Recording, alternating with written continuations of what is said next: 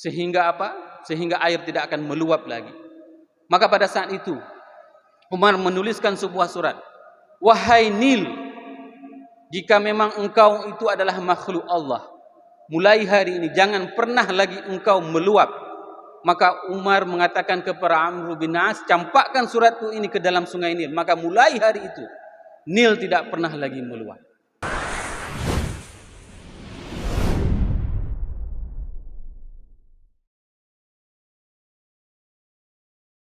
Assalamualaikum warahmatullahi wabarakatuh. Alhamdulillahilladzi khassana bi kitabin unzil wa akramana bi nabiyyin ursil. Asyhadu an la ilaha illallah lahu da'watul haqq harisun 'alaiha wa aujaba tabshiri biha wal takum minkum ummatun yad'una ilal khair wa ya'muruna bil ma'ruf wa yanhauna 'anil munkar wa ulaika humul muflihun. Wa asyhadu anna Muhammadan 'abduhu wa rasuluh ballagha ar-risalah wa adda al-amanah wa nassaha al-ummah wa kashafa al-ghummah hatta atana al-yaqin. Lailuha kanahariha la yazighu anha illa halik. Allahumma salli ala sayyidina Muhammadin nabiyil ummi الحبيب المحبوب العلي القدر العظيم الجاه وعلى أزواجه أمهات المؤمنين وذرياته وآل بيته وأصحابه أجمعين. رب اشرح لي صدري ويسر لي أمري واحلل عقدة من لساني يفقهوا قولي أما بعد.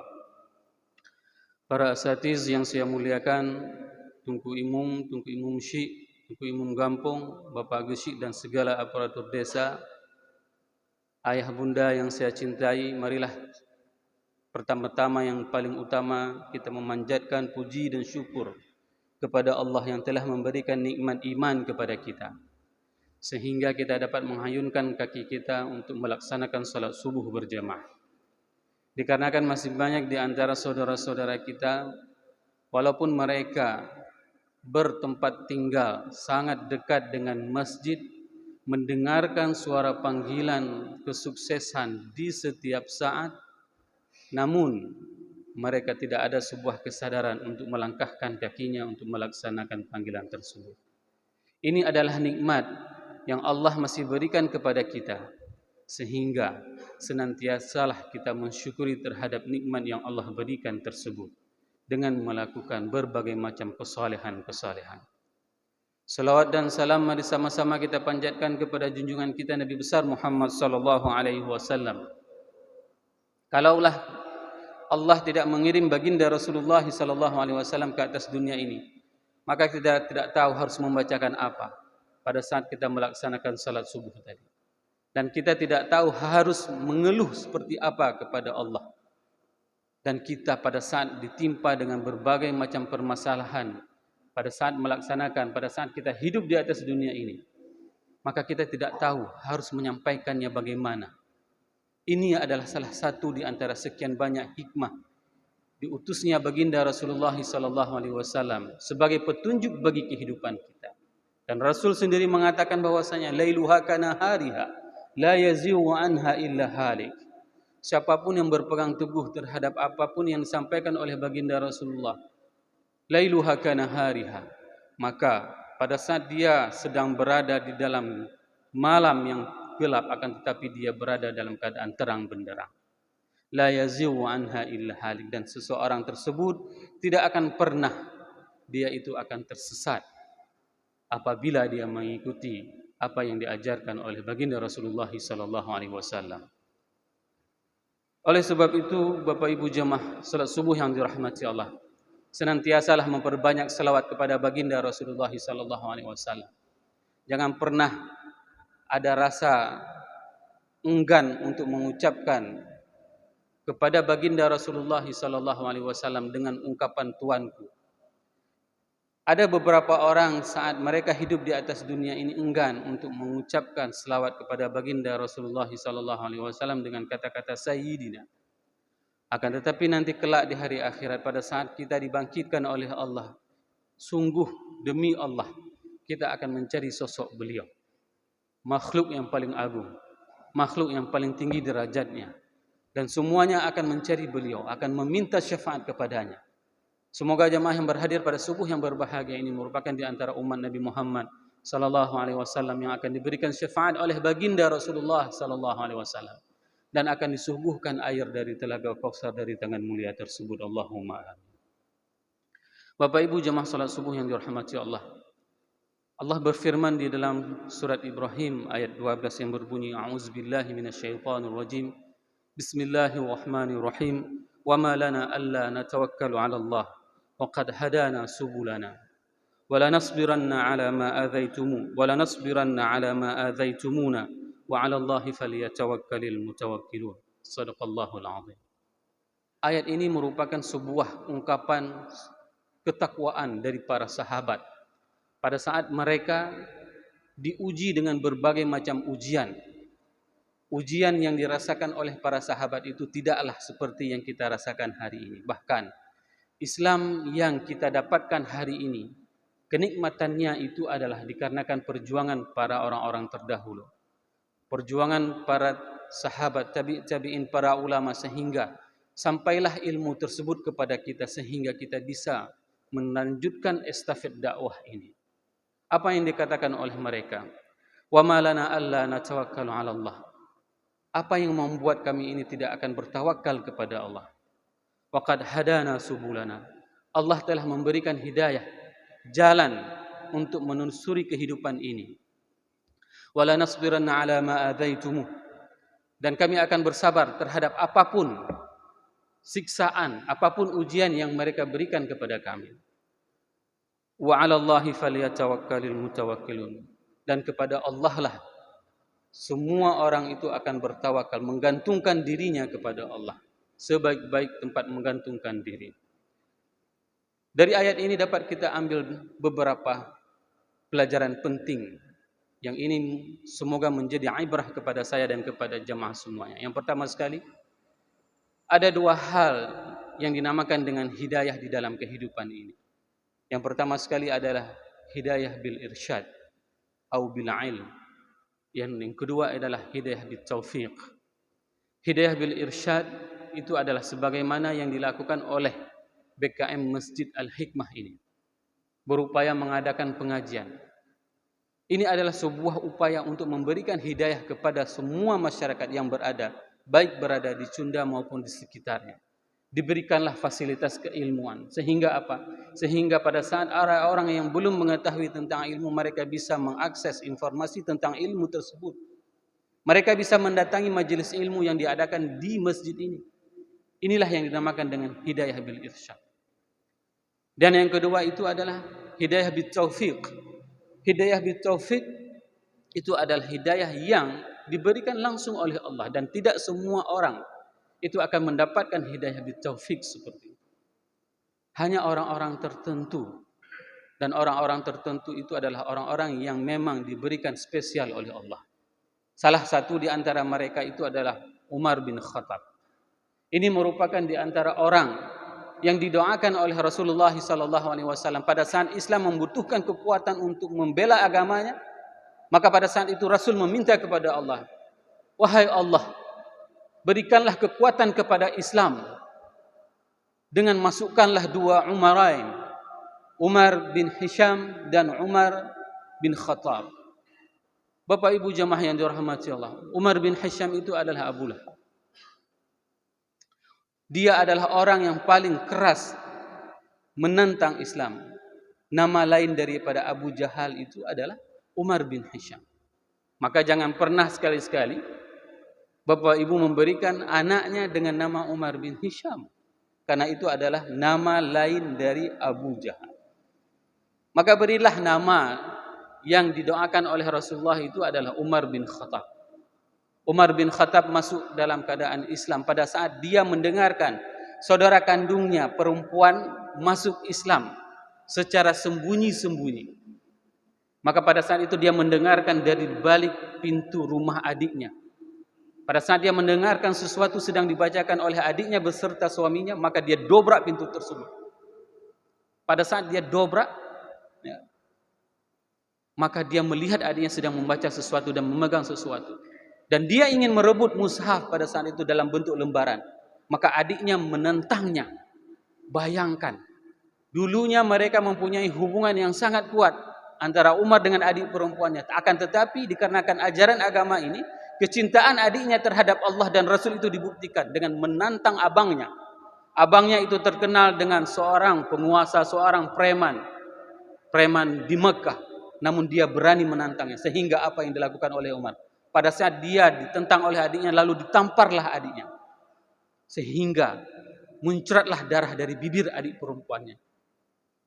Maka disitulah hati Umar terenyuh melihat saudara kandungnya meneteskan darah. Maka pada saat itu dia bertanya kepada adiknya, apa yang engkau baca? Lalu dijelaskanlah bahwasanya yang kubaca ini adalah ayat suci Al-Quran. Dan pada saat dia ingin menyentuhnya, maka adiknya mengatakan, tidak, engkau tidak dalam keadaan suci.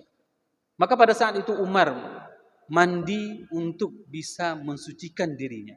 Ini menunjukkan sebuah peradaban yang sangat luar biasa, Bapak Ibu jemaah yang dirahmati.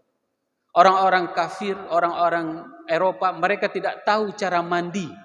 Mereka tidak tahu cara beristinja, mereka tidak tahu cara bersuci, kecuali setelah datangnya peperangan salib dan mereka melihat langsung bagaimana hammam, bagaimana toilet, bagaimana kamar mandi umat-umat Islam.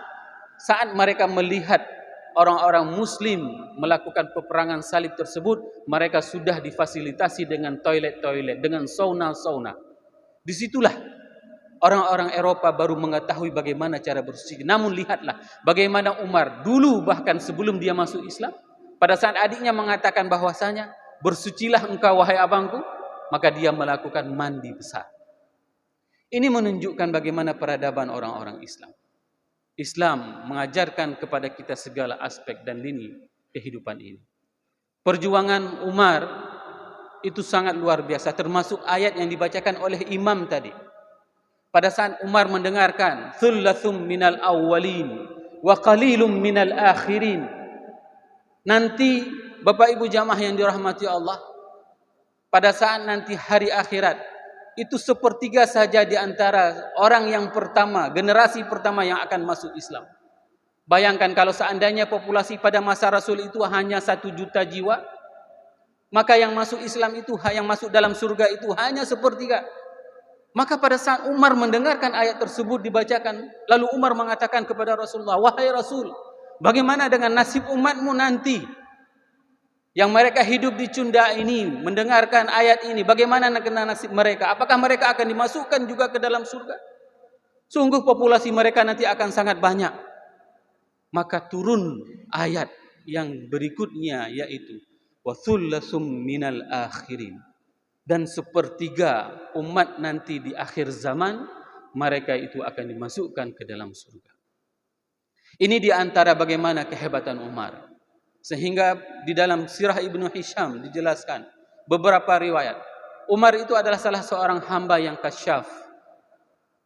Hamba yang bisa tanpa ada batasan waktu dan ruang. Suatu hari pada saat Umar sedang berkhutbah Jumat di Madinah, beliau itu sedang di atas mimbar. Lalu beliau menyuruhkan kepada orang yang sedang berjuang di jalan Allah, yang sedang berperang di jalan Allah. Beliau menunjukkan, ayo pindah ke sebelah sana bukit, pindah sebelah sana bukit. Orang-orang di Madinah pun terheran melihat Umar berbicara dengan siapa. Ternyata beliau bisa memberikan arahan kepada umat Islam yang sedang berjuang berperang di jalan Allah, yang jaraknya sangat jauh dari Madinah. Hal yang sama ditunjukkan oleh Umar pada saat Mesir, pada saat itu di masa Amr bin As, khalifah di Mesir pada saat itu. Mesir setiap tahunnya itu akan meluap air sungai Nil. Sehingga tradisi orang-orang Mesir pada saat itu, mereka akan menyembelih anak gadis yang paling tercantik untuk dicampakkan kepalanya ke dalam sungai Nil. Agar apa? Agar tidak meluap lagi sungai Nil tersebut. Lalu Amr bin As mengirim surat kepada Umar. Wahai Umar, di sini ada sebuah tradisi kesyirikan yang dilakukan oleh orang-orang Mesir. Mereka menjadikan manusia sebagai tumbalnya. Sehingga apa? Sehingga air tidak akan meluap lagi. Maka pada saat itu Umar menuliskan sebuah surat. Wahai Nil, jika memang engkau itu adalah makhluk Allah, mulai hari ini jangan pernah lagi engkau meluap. Maka Umar mengatakan kepada Amr bin As, campakkan suratku ini ke dalam sungai Nil. Maka mulai hari itu Nil tidak pernah lagi meluap. Begitulah di antara sosok manusia-manusia yang mendapatkan hidayah bitaufik dari Allah. Dia didoakan oleh Rasulullah sallallahu alaihi wasallam untuk memperjuangkan dedikasinya untuk melanjutkan estafet dakwah yang dibawakan oleh baginda Rasulullah sallallahu alaihi wasallam. Dan sosok yang kedua, pada saat kita menceritakan hidayah bil irsyad, yaitu adalah sosok pemuda yang paling ganteng di Mekah.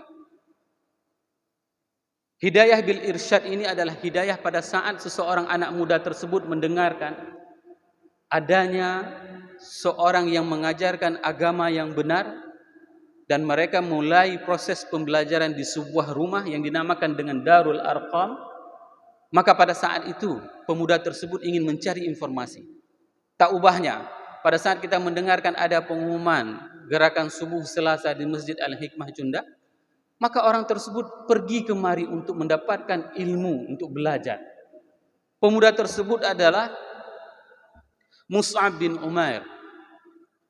Mus'ab bin Umair ini diungkapkan oleh Rasulullah sallallahu alaihi wasallam, "Ma ra'aitu bi Makkatin ahadan ahsanu limmah wala arqa hulyah wala an'ama ni'matan min Mus'ab bin Umair." Ini adalah ungkapan Rasulullah sallallahu alaihi wasallam kepada seorang pemuda yang tampan, yang kaya, yang gagah. Kalau dalam bahasanya hari ini adalah pemuda yang perlente, rambutnya klimis, limmah. Rasul sendiri yang mengatakan bahwasanya, "Ma ra'aitu bi Makkatin ahadan." Aku tidak pernah melihat satu orang pun anak muda di Mekah ahsanul limmah. Dia mempunyai rambut yang sangat bagus, sangat klimis orangnya. Wala arqa hulyah. Dan dia mempunyai pakaian yang sangat luar biasa, yang sangat bagus. Sehingga apa? Lelorogan yang berada di kota Mekah apabila lewat anak muda tersebut, Mus'ab bin Umair, maka apa yang terjadi? Orang semuanya akan mengetahui bahwasanya barusan yang lewat tadi itu adalah Mus'ab bin Umair. Dari aroma parfum yang dia gunakan, itu merupakan menandakan ciri khasnya. Begitu juga Mus'ab itu menjadi fitnah bagi gadis-gadis Mekah. Hari ini betapa banyak perempuan itu menjadi fitnah bagi laki-laki, tapi pada masa itu Mus'ab itu menjadi fitnah bagi para wanita di Mekah. Begitulah ketampanannya. Pada saat beliau mendengarkan bahwasanya ada ajaran agama yang benar ini, beliau mulai belajar dengan Rasulullah dan bersyahadat dengan Rasulullah. Dan beliau diuji dengan berbagai macam ujian. Semua fasilitas yang diberikan oleh ibundanya itu ditarik oleh ibundanya. Sehingga apa? Sehingga Mus'ab itu menjadi seorang anak muda yang memang kere. Pakaiannya lusuh. Kehidupannya itu berubah total. Bahkan beliau itu disiksa oleh ibundanya. Sehingga apa? Sehingga beliau itu untuk menyelamatkan imannya, beliau itu harus berhijrah. Harus pindah lokasi tempat tinggalnya. Pergi ke Habsyah selama 2 kali. Ini merupakan perjalanan bagaimana kehidupan salah seorang sahabat Rasulullah SAW, Mus'ab bin Umair.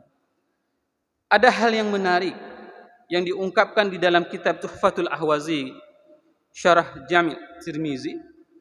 Di situ diungkapkan dari hadis Ali radhiyallahu anhu, an Ali radhiyallahu anhu qala, inna la julusa ma'a Rasulillah sallallahu alaihi wasallam. Ketika kami sedang berada di dalam majlis ilmu bersama Rasulullah sallallahu alaihi wasallam, ittala'a alaina Mus'ab bin Umair. Lalu pada saat itu lewatlah Mus'ab bin Umair. Ma'alaihi burdat lahu marqu'atun biqurun. Baju yang digunakan oleh Mus'ab bin Umair itu adalah baju burdah, baju wol yang sudah berbulu dan penuh dengan tampalan. Bayangkan, dulu di Makkah setiap dia lewat itu pasti diketahui. Bahkan harga bajunya itu ratusan ribu dinar. Hari ini pada saat suatu hari di Madinah, di dalam majelis ilmu, Ali mengatakan, lewatlah Mus'ab, dan beliau melihat bahwasanya bajunya itu adalah baju wol yang berbulu dan penuh dengan tempelan. Falamma ra'ahu Rasulullah sallallahu alaihi wasallam baka lilladzi kana fihi. Maka pada saat Rasul melihat Mus'ab dengan kondisi penampilan seperti itu, maka Rasul menangis. Meneteskan air matanya melihat bagaimana sosok perubahan seorang anak muda yang dulunya kaya, yang dulunya sangat-sangat klinis, hari ini dikarenakan ingin membela, dikarenakan perjuangannya kepada agama Allah ini, maka kondisinya sangat berubah total. Inilah yang membuat Rasul meneteskan air matanya kepada salah seorang sosok pemuda yang teguh, konsisten memperjuangkan agama Allah ini. Hari ini, siapa di antara kita yang sudah memperjuangkan ajaran agama Allah ini seperti yang dilakukan oleh para sahabat? Mereka rela meninggalkan dunia, kemerlapan dunia ini, kemewahan dunia ini, hanya untuk apa? Hanya untuk bisa dinikmati Islam ini oleh generasi kita hari ini. Apa yang sudah kita lakukan untuk memperjuangkan agama Allah ini? Sejauh mana kita telah mendidik anak, istri kita? Sejauh mana kita telah mengingatkan suami-suami kita? Ini adalah tugas kita, Bapak Ibu jamaah yang dirahmati Allah. Lihatlah bagaimana perjuangan para sahabat. Para sahabat itu berjuang sehingga diungkapkan di dalam Al-Quran bahwasanya ujian yang diterima oleh mereka itu hingga bergoncang diri mereka. Allah berfirman, am hasibtum an tadkhulul jannata walamma ya'tikum mathalul ladzina khalawna min qablikum massathumul ba'sa wad-dharra'u wazulzilu hatta yaqula ar-rasulu wal ladzina amanu ma'ahu mata nasrullah. Apakah kita mengira begitu mudah masuk ke dalam surga? Sebagaimana belum diuji oleh orang-orang terdahulu para sahabat. Mereka itu diuji dengan kelaparan. Diblokir ekonomi mereka. Krisis ekonomi melanda bukan satu hari, tahunan. Sehingga mereka harus mengkonsumsi daun. Agar apa? Agar Islam ini bisa kita nikmati hari ini begitu indahnya. Ini adalah perjuangan dari orang-orang terdahulu. Ini adalah perjuangan yang harus kita sambut. Estafet dakwah tersebut. Untuk apa? Untuk kita bisa memberikan pencerahan kepada generasi setelah kita. Agar mereka juga bisa menikmati nikmatnya Islam sebagaimana yang kita nikmati hari ini. Di dalam tafsir Qurtubi diriwayatkan oleh Baihaqi dalam hadis yang diriwayatkan oleh Abu Hurairah, anna Rasulullah sallallahu alaihi wasallam hina ansarafa minal Uhud. Mus'ab bin Umair itu meninggal pada saat syahid beliau itu di dalam peperangan Uhud. Dan syahidnya itu sangat luar biasa. Diungkapkan di dalam kitab Al-Maghazi, beliau itu syahid pada saat memegang rayatul Islam, memegang bendera Islam. Pada saat beliau memegang dengan tangan kanannya, lalu ditebas tangan kanan beliau. Lalu beliau mengambil bendera Islam itu dengan memegang dengan tangan kiri, lalu ditebas kembali tangan kirinya, sehingga dipeluk bendera tersebut, lalu ditusuk. Pada saat ditusuk, itu meninggallah, syahidlah Mus'ab bin Umair. Pada saat itu, orang yang membunuh Mus'ab tersebut mengatakan, laqad qataltu Muhammad. Aku telah membunuh Muhammad. Dikarenakan apa? Orang yang paling mirip dengan Nabi Muhammad itu adalah Mus'ab bin Umair. Dengan bangganya dia mengatakan, laqad qataltu Muhammad. Maka pada saat itu Rasul melihat semua syahid dalam perang Uhud tersebut itu dijejerkan oleh para sahabat. Dan pada saat Rasul melihat bagaimana kondisi Mus'ab bin Umair, kain kafannya itu tidak cukup untuk menutupi tubuhnya. Apabila ditarik ke atas maka akan terbuka kakinya, apabila ditarik di bawah maka akan terbuka kepalanya. Inilah yang membuat Abdurrahman bin Auf sewaktu mengingat kisah ini beliau selalu menangis. Abdurrahman bin Auf mengatakan, aku senantiasa meneteskan air mata apabila melihat kondisi Mus'ab bin Umair pada saat syahid di dalam perang Uhud. Dia itu adalah anak muda yang penuh dengan kekayaan, akan tetapi hijrah, meninggalkan jahiliyahnya untuk membela agama Allah. Inilah yang membuat Abdurrahman bin Auf pada saat mengingat kisah ini beliau akan selalu meneteskan air matanya. Maka pada saat Rasul melewat di depan jenazahnya, Maka Rasul membacakan ayat Al-Quran, minal mu'minina rijalun sadaqu ma ahadullahu alaihi faminhum man qada nahbah. Inilah ungkapan dan kesaksian Rasulullah sallallahu alaihi wasallam kepada Mus'ab bin Umair yang telah memperjuangkan ajaran agama, yang telah menunjukkan cintanya, dedikasinya kepada Allah dan Rasulnya. Semoga apa yang saya sampaikan ini bermanfaat kepada diri saya dan kepada jamaah semuanya. Sehingga apa? Sehingga kita tidak pernah berputus asa untuk memperjuangkan ajaran agama Allah ini, untuk menyampaikan dakwah ini. Agar apa? Agar agama Allah ini terus eksis di atas bumi ini. Semoga dengan ceramah ini dapat meningkatkan keimanan kita dan kecintaan kita kepada Allah dan kepada Rasul. Subhanakallahumma wa bihamdik asyhadu an la ilaha illa anta astaghfiruka wa atubu ilaik. Wassalamualaikum warahmatullahi wabarakatuh.